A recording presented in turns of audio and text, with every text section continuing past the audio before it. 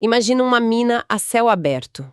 Aqueles paredões de terra gigantes, escavadeiras de um lado para o outro e o risco constante de um deslizamento se a engenharia falhar.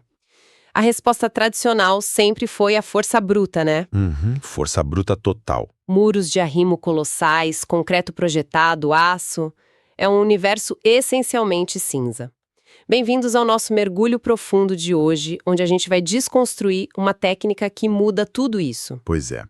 O instinto da engenharia geotécnica quase sempre foi o de conter a instabilidade com barreiras físicas rígidas, sabe? Se a gravidade e a água querem levar a Terra para baixo, a gente simplesmente constrói uma parede mais forte. Só que hoje nós vamos explorar uma solução que inverte completamente essa lógica.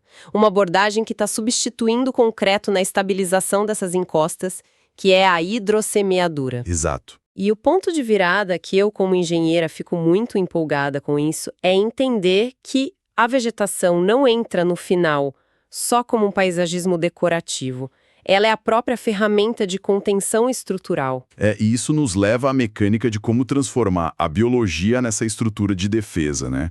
Contra chuvas torrenciais e tudo mais, porque o processo não é só, jogar sementes ao vento. Não mesmo. A hidrossemeadura usa jatos de alta pressão para lançar uma cauda bem complexa sobre o talude desprotegido.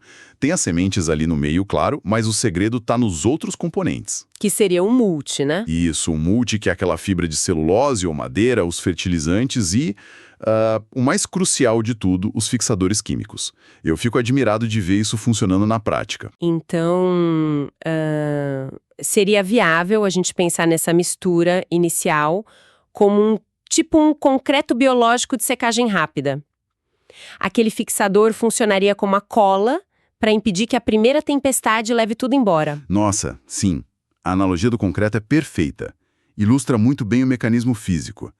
Porque pensa bem, quando uma gota de chuva atinge o solo nu, a energia dela desagrega a terra, gera o escoamento superficial. Essa cola com celulose, ela forma uma crosta protetora quase que instantânea. Ela amortece o impacto da chuva e retém a umidade ali. Esse seria o nosso cimento, mas a verdadeira estabilização mesmo acontece semanas depois. Debaixo da terra. Exatamente, debaixo da terra. Onde as raízes entram em cena, fazendo o papel daquela ferragem dentro do concreto armado. Perfeito. As raízes penetram no solo, se entrelaçam e aumentam diretamente a resistência daquela encosta. Elas vão costurando as partículas de terra de forma mecânica mesmo, travando o sistema de dentro para fora. Olha, entender a física por trás das raízes faz todo sentido, mas a aplicação prática lá na mina me gera uma dúvida enorme. Pode falar. Na fase de descomissionamento, quando a mineração acaba e a área fica isolada, tudo bem. O ambiente está tranquilo para a planta crescer. Mas aplicar isso em taludes ativos. É aí que a coisa fica interessante.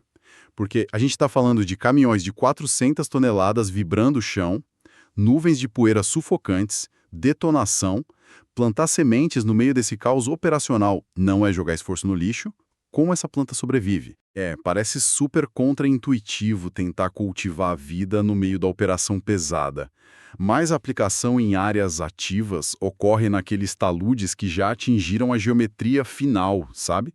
A geometria de escavação, mesmo que a mina continue operando intensamente lá embaixo. Ah, entendi. Então, se o paredão já chegou no formato definitivo do projeto, ele tem que ser selado contra a chuva o mais rápido possível, independente do trânsito em volta. Exato.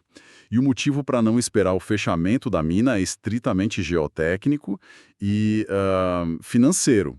Se o solo ficar exposto lá, aguardando o fim da vida útil da mina, a erosão simplesmente destrói a encosta. E aí o prejuízo é gigantesco. Com certeza.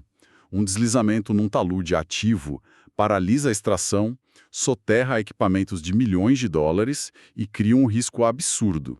Aplicar a hidrossemeadura cedo cria uma armadura contínua, né? Prevenir tudo isso. Caramba! Isso muda totalmente aquela perspectiva de que a recuperação ambiental é um pedágio que a mineradora paga só depois que termina de extrair o minério. A planta passa a ser um componente estrutural, ela entra na planilha de cálculo de segurança. Igualzinho a uma barreira de aço entraria. A folhagem amortece o vento e a chuva, o caule quebra a velocidade da água e a raiz ancora tudo. A gente usa a biologia para resolver um problema crônico que a engenharia civil tradicional gastaria fortunas para conter. Uhum. E com uma vantagem fascinante, tá? O concreto sofre fadiga. Ele fissura ao longo das décadas. As plantas, por estarem vivas, elas se autorregeneram. Nossa, é verdade. Elas ficam mais fortes com o tempo. A resistência aumenta enquanto elas crescem. Ao invés de degradar, exato. Muito incrível. Então, para amarrar nossa análise de hoje, a hidrossemeadura é essa cauda de alta tecnologia que cria um escudo imediato, dando tempo para as raízes criarem essa malha estrutural subterrânea.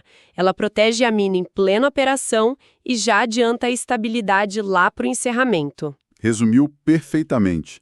Segurança geotécnica e recuperação andando lado a lado. Bom, e para deixar quem nos ouve com um pensamento final, se hoje a gente já tem tecnologia e modelagem matemática para usar o crescimento de raízes como ferragem de sustentação em minas gigantescas, qual é o limite dessa engenharia? Fica a grande dúvida, né? Pois é. Será que num futuro próximo as fundações de arranha-céus ou grandes rodovias vão abandonar o aço e o concreto de vez? Imagina só usar florestas subterrâneas geneticamente projetadas como ancoragem. Fica a reflexão para vocês.